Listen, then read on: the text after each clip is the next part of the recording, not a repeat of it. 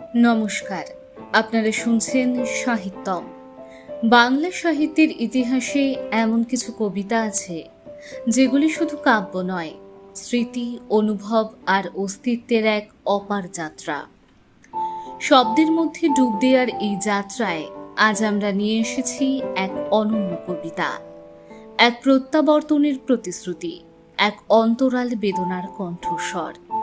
জীবনানন্দ দাশের লেখা আবার আসিব ফিরে, যেন বাংলার মাটিতে লেখা এক মায়াবী প্রতিজ্ঞা।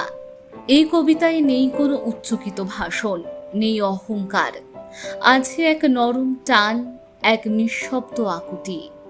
বাংলায় ফিরে আসার, মাটির গন্ধে মিশে যাওয়ার।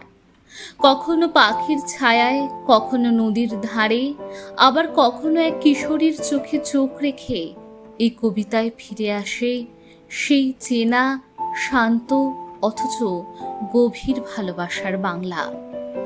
আজকের কবিতা আবৃত্তিতে আমি Madhurima, poster design, sound editing এবং সমগ্র পরিচালনায় উর্চিষ্মান রায়। শুরু হচ্ছে জীবনানন্দ দাশের আবার আসিব ফিরে।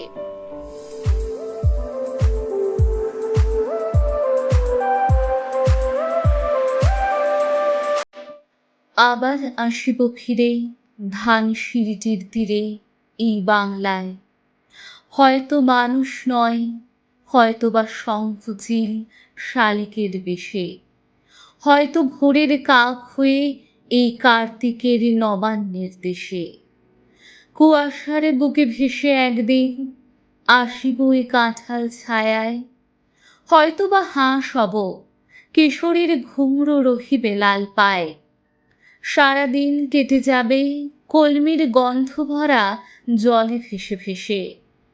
আবার আসিব আমি বাংলার নদী মাঠ ক্ষেত ভালোবেসে, জলঙ্গির ঢেউয়ে ভেজা বাংলার এ সবুজ করুণ ডাঙায়।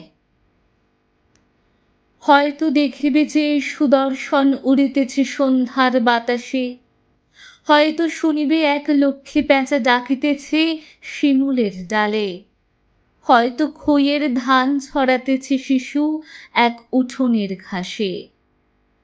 রূপসার ঘোলা জলে হয়তো কিশোর এক সাদা ছেঁড়া পালে, ডিঙাবায় রাঙা মেঘ সাঁতরায় অন্ধকারে আসিতেছে নীরে।